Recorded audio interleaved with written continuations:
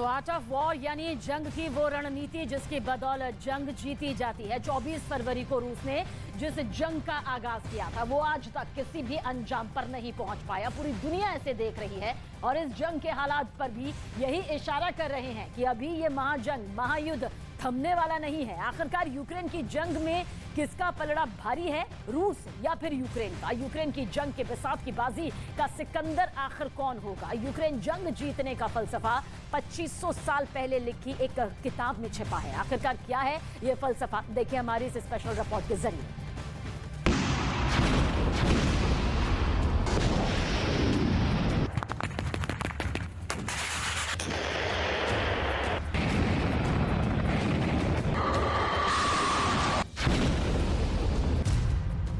Ukraine की शतरंज के 90 दिन, किसको शक, किसको मात।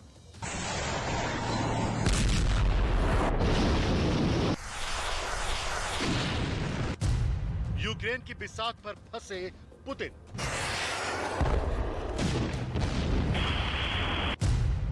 यूक्रेन की बाजी का सिकंदर कौन?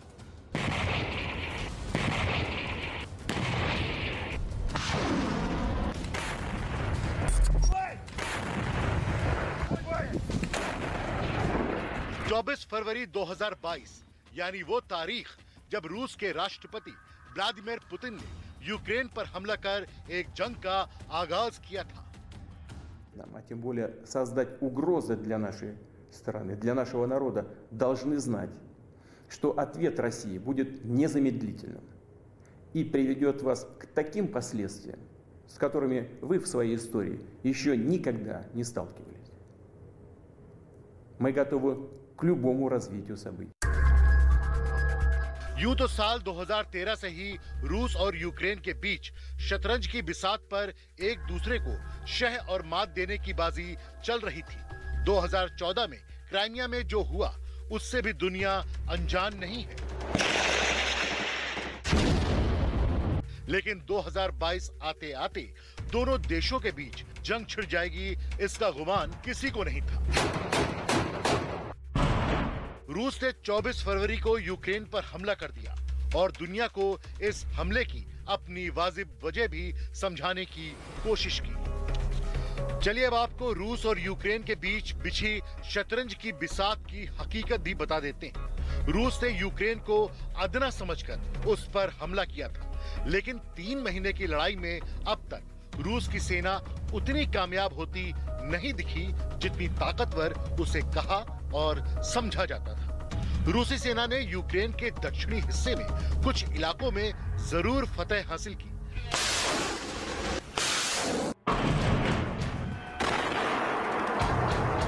लेकिन अभी तक राजधानी कीव उसके हाथ नहीं आई है। कई मोर्चों पर रूस को शिकस्त मिली है और उम्मीद से ज्यादा नुकसान उठाना पड़ा है। आलम यह है कि यूक्रेन के राष्ट्रपति व्लादिमीर ज़ेलेंस्की आज अपनी सेना का हौसला बढ़ाने के लिए उन्हें जीत की तरफ बढ़ने की अपील कर रहे हैं और रूस के राष्ट्रपति व्लादिमीर पुतिन वार सिनेरियो से надарат है। У час повномасштабної війни всі сили суспільства і держави можуть бути направлені тільки на захист. І це значні обмеження і для науки, і для культурної сфери, і для інших фундаментальних частин суспільного життя. Але такий час. Робимо все, щоб якнайшвидше повернутися до правил мирного часу, а також रूस को यूक्रेन हमले को जंग कहे जाने पर ऐतराज है। वो इसलिए कि अपने से छोटे मुल्क से जंग लड़ना रूस जैसे ताकतवर देश के रुतबे के खिलाफ है। लिहाजा रूस के राष्ट्रपति इस लड़ाई को लड़ाई का नाम देकर एक स्पेशल मिलिट्री ऑपरेशन कह रहे हैं। खैर, पुतिन इस जंग को चाहे जो नाम दे सकते हैं, लेकिन यकीन मानिए पूरी दुनिया इस हकीकत से वाकिफ है कि यूक्रेन में जंग ही चल रही है। आज अगर चीन के रणनीतिकार युद्ध कला पर वर्ल्ड फेमस किताब द आर्ट ऑफ वॉर लिखने वाले सन त्सू जिंदा होते तो शायद वो राष्ट्रपति पुतिन को जंग के मायने को बेहतर ढंग से समझा पाते। सन त्सू ने द आर्ट ऑफ वॉर आज से करीब 2500 साल पहले लिखी थी, लेकिन आज भी दुनिया भर के मिलिट्री स्कूलों में इस किताब को रेफरेंस के तौर पर पढ़ाया जाता है। सन त्जू को चीन का चाणक्य कहा जाता है।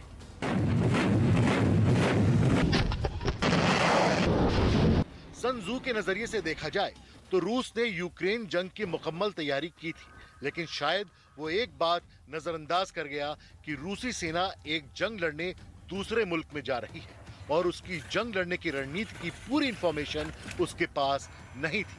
तभी तो शुरुआती दिनों से ही रूसी सेना की रफ्तार पर ब्रेक लग गए। इसकी सबसे बड़ी मिसाल है राजधानी कीव की जंग।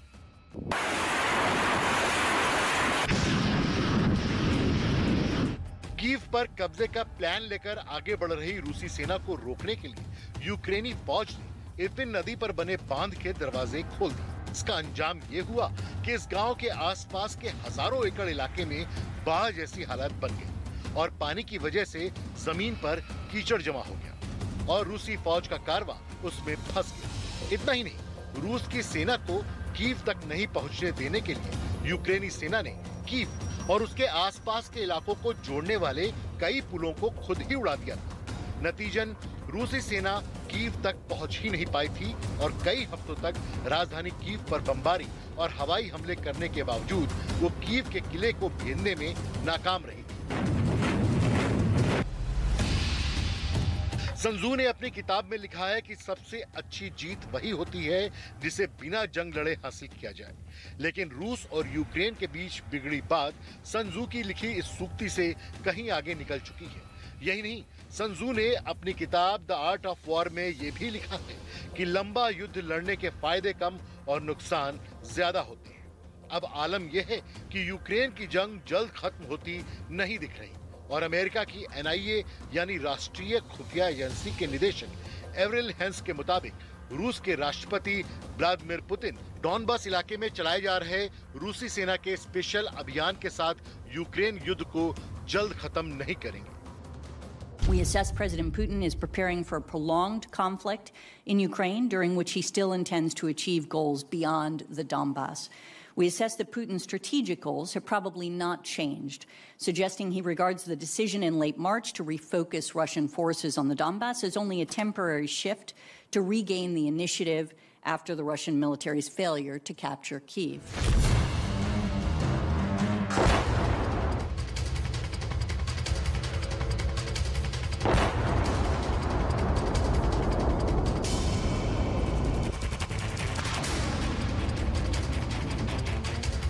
दरअसल सन त्जू के मुताबिक लंबी जंग लड़ते हुए हथियार की धार कुंद पड़ जाती है और सैनिकों का जोश ठंडा पड़ जाता है। यूक्रेन जंग में अब ऐसा ही कुछ देखने को मिल रहा है।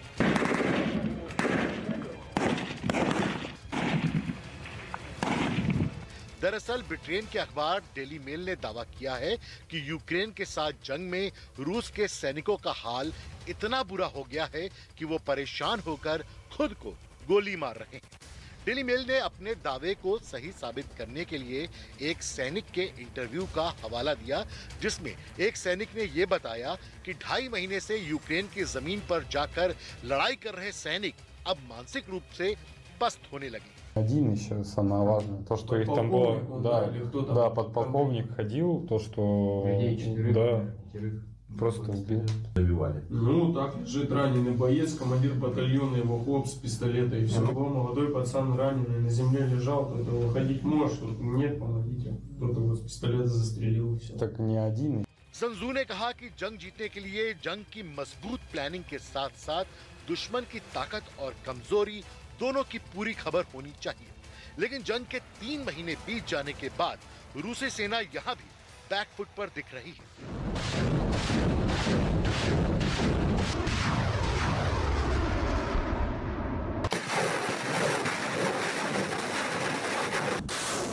भले ही यूक्रेन जंग का एक पहलू ये भी है कि आज की वैश्विक व्यवस्था में यूक्रेन शतरंज के एक मोहरा भर है, लेकिन ये भी एक सच है कि यूक्रेन जंग की वजह से ही दूसरे विश्व युद्ध के बाद यूरोप के ज्यादातर देश यूक्रेन के साथ खड़े हैं। यही वजह है कि रूस की लाख कोशिशों के बावजूद वो यूक्रेनी फौज की सप्लाई लाइन को तोड़ नहीं पाया। यूक्रेन की सेना को नाटो और यूरोपीय देशों और अमेरिका समेत हथियार और गोला बारूद सप्लाई कर रहे हैं।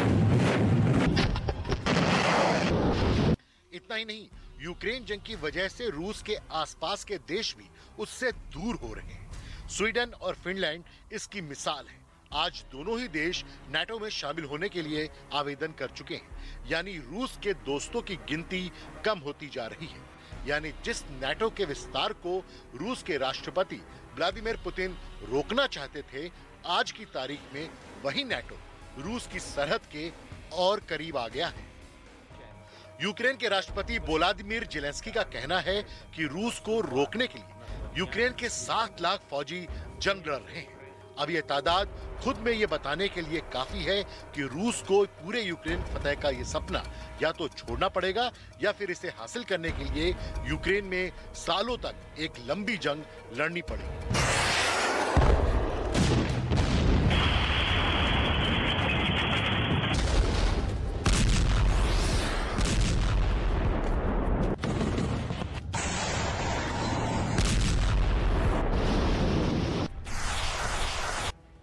महीने की जंग में यूक्रेन में चारों तरफ तबाही और बर्बादी का मंजर नजर आ रहा है, लेकिन इस तबाही के बीच रूसी सेना के टैंकों और दूसरे सैन्य साजो सामान का वो कब्रिस्तान साफ नजर आ रहा है जिसे पूरी दुनिया को दिखाने के लिए यूक्रेन ने राजधानी कीव में बाकायदा एक नुमाइश लगा रखी है। इसके अलावा यूक्रेन अब ये दावा कर रहा है कि अगले 2 महीने में वो रूस पर हमला करने के लिए पूरी तरह से तैयार हो। यानी यूक्रेन अब जंग का रुख पलटने और रूस के खिलाफ जंग जीतने की बात करने लगा है। यूक्रेन का दावा, रूस के 1263 टैंक, 3090 बख्तरबंद गाड़ियां, 2162 रूसी टैंकर, 168 हेलीकॉप्टर तबाह कर दिए। इसके अलावा इस जंग में अब तक 29,050 रूसी सैनिक मारे जा चुके हैं।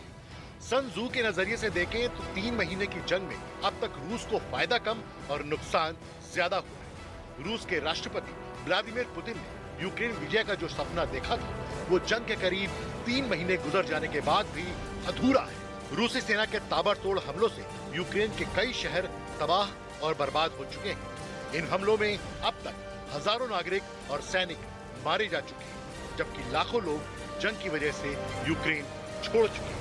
लेकिन फिर भी व्लादिमीर पुतिन की फौज ना तो यूक्रेन के नागरिकों और सेना के हौसले और जज्बे को तोड़ पाई है और ना ही यूक्रेन के राष्ट्रपति व्लादिमीर ज़ेलेंस्की को डरा या फिर झुका पाई है।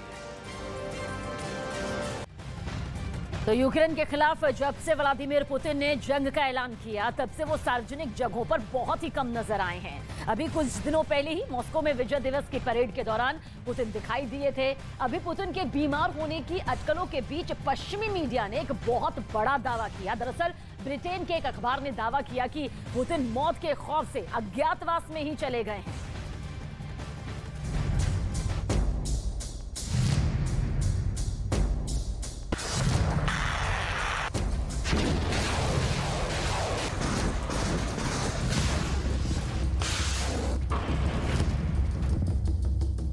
क्या रूसी राष्ट्रपति पुतिन सबसे अलग हो गए हैं?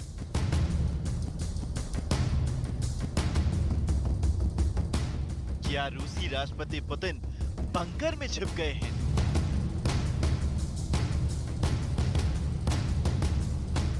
क्या पुतिन के खाने पीने में जहर चेक करती है टीम? क्या पुतिन को मौत का खौफ सता रहा है?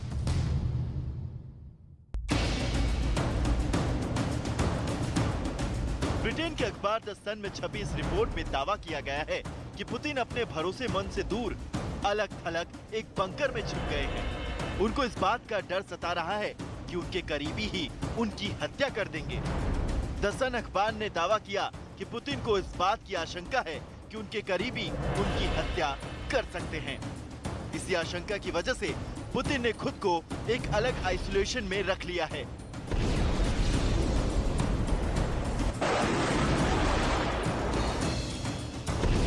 ब्रिटेन के अखबार द सन में लिखा गया है कि हजारों रूसी सैनिकों को यूक्रेन के युद्ध में झोंकने वाले रूसी राष्ट्रपति फ्रंट फुट पर रहने के बजाय अंडरग्राउंड हो चुके हैं। अपने भरोसेमंद साथियों और सलाहकारों से भी दूर हो गए हैं। पुतिन को इस बात का खौफ सता रहा है कि उनके करीबी ही उनकी हत्या कर देंगे। अखबार के दावे के मुताबिक पुतिन को इस बात का डर है कि यूक्रेन पर हमले के उनके फैसले की वजह से उनके कट्टर समर्थक भी उन पर अविश्वास करने लगे हैं। दसन अखबार का दावा है कि रोज पुतिन के खाने में जहर की जांच की जाती है। सिर्फ करीबी सिक्योरिटी गार्ड ही उनके करीब जा सकते हैं। जहरीले पदार्थों से बचने के लिए पुतिन ने स्पेशल दस्तानों का ऑर्डर दिया है। जहरीले केमिकल के खतरे से बचने के लिए कई बार उनके स्विमिंग पूल के पानी की जांच की जाती है। दसन अखबार के मुताबिक पुतिन में हिटलर जैसे लक्षण दिखाई दे रहे हैं। इससे पहले पुतिन और हिटलर में कई समानताएं देखी जा चुकी हैं, जिससे युद्ध की असफल नीति और गिरते स्वास्थ्य की अटकलें शामिल हैं। दावा किया जा रहा है कि पिछले कई महीनों से पुतिन अपने मंत्रियों और सलाहकारों तक से नहीं मिल रहे हैं। वो सिर्फ वीडियो कॉल पर ही मीटिंग करते हैं। University College London School of Slavonic and East European Studies के एक प्रोफेसर के मुताबिक पुतिन ऐसा इसलिए कर रहे हैं कि वो कुछ भी सुनना नहीं चाहते हैं। पुतिन मिलिट्री मास्टरमाइंड की तुलना में मिलिट्री फैन बॉय ज्यादा है और हिटलर की तरह उन्हें भी युद्ध की वास्तविकता के बारे में पता नहीं है। पुतिन अब 70 साल के होने वाले हैं। उनके गिरते स्वास्थ्य की अफवाहें उड़ती रहती हैं। इस आधार पर दावा किया जा रहा है कि अब रूस की सत्ता उनकी पकड़ से छूट रही है। अभी मॉस्को में विजय दिवस परेड में पुतिन मोटे कंबल लपेटे दिखे। इन्हीं तस्वीरों से उनकी बीमारी की अटकलें लगाई जा रही हैं। दावा किया जा रहा है कि पुतिन के साथ हमेशा डॉक्टरों की टीम होती है। लेखक और रूस के विशेषज्ञ गैलोटी के मुताबिक पुतिन अब फंस गए हैं और सत्ता के भूखे उनके साथी उन्हें ही निपटा देंगे। लेकिन इस बीच विशेषज्ञों को इस बात की सबसे ज्यादा चिंता है कि पुतिन परमाणु बटन पर उंगली रखकर चलने वाले शख्स हैं। मतलब ये कि पुतिन कभी भी बड़ा फैसला ले सकते हैं।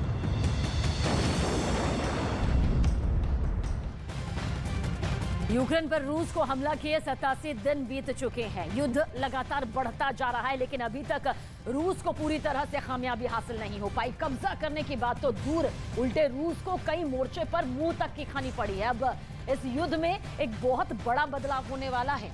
यूक्रेन के एक अखबार के दावे के मुताबिक अब इस महायुद्ध में आत्मरक्षा करने वाला यूक्रेन अब रूस पर हमला करने की प्लानिंग बना रहा है। कैसे, देखिए।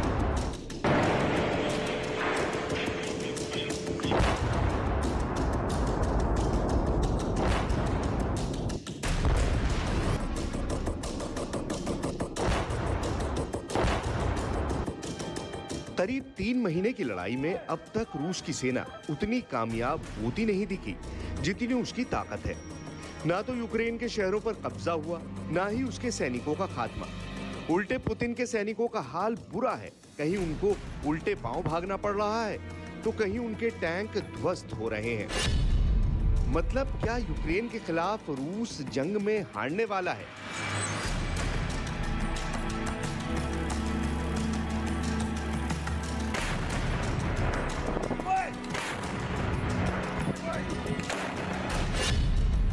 क्या युद्ध में पुतिन के सैनिकों का हौसला पस्त हो रहा है?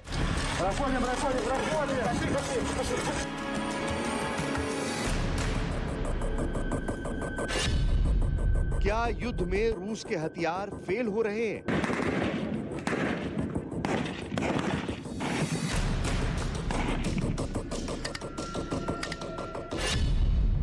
क्या आत्मरक्षा करने वाला यूक्रेन अब रूस पर हमला करेगा?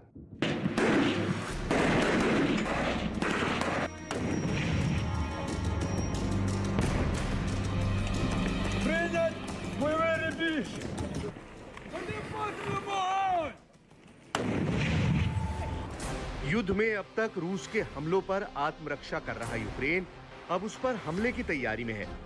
यूक्रेन की तरफ से बयान आया है कि अब उनका देश 2 महीने बाद रूस पर हमले की तैयारी में है।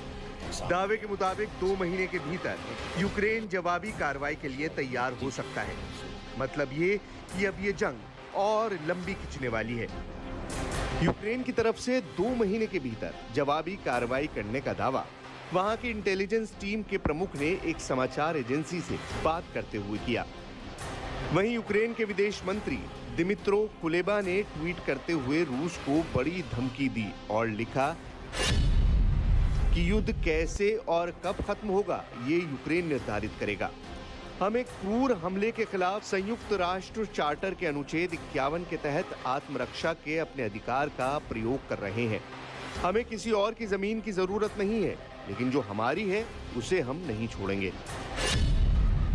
जंग में यूक्रेन के 7 लाख सैनिक। रूस पर पलटवार करने के लिए यूक्रेन की सेना पूरी तरह से तैयार है। यूक्रेन की तरफ से दावा किया गया है कि रूस के खिलाफ करीब 7 लाख सैनिक मैदान जंग में हैं। ये भी रूस के सैनिकों को पस्त करने की बड़ी वजह है। Берегла і розвинула свій науковий потенціал. Звичайно, у час повномасштабної війни всі сили суспільства і держави можуть бути направлені тільки на захист. І це значні обмеження і для науки, і для культурної сфери, і для інших фундаментальних частин суспільного життя. Але такий गंभीर बीमारी से पीड़ित पुतिन।